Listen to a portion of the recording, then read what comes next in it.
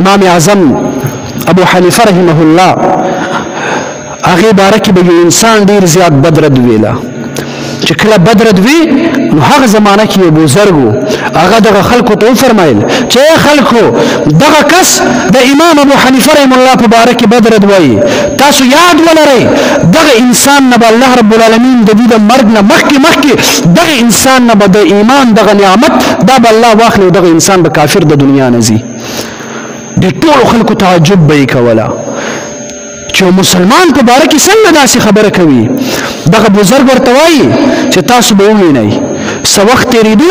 دغه کس مرتد شو کافر شو او د هغه معاشره کې شرمنده شو خلکو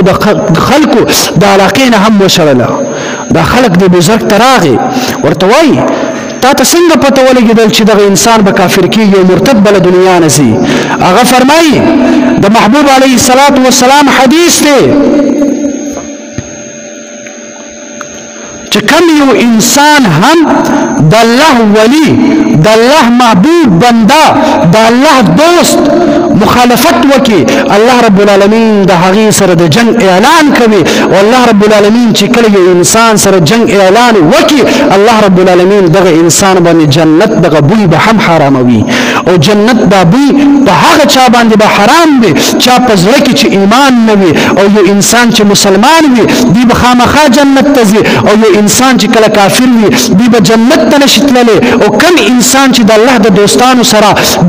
د الله د دوستانو دشمنی کوي دغه انسان سره الله دشمنی کوي او کله چې الله ته چا سره دشمنی کوي دغه انسان باندې به الله دغه جنت دا بوی به هم حرام وي او الله دغه جنت بوی په هغه چا باندې حرام وي چې چا په زړه کې چې ایمان نه وي لهذا ما ته پته وه چې دغه انسان دغه زړه نه به الله رب العالمین دغه ایمان به راواخلي او دغه انسان به د کفر په حالت کې د دنیا نه ځي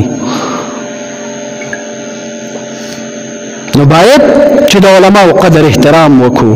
باید د علم دا د خپل د ژوند یو ذریعه جوړ کړو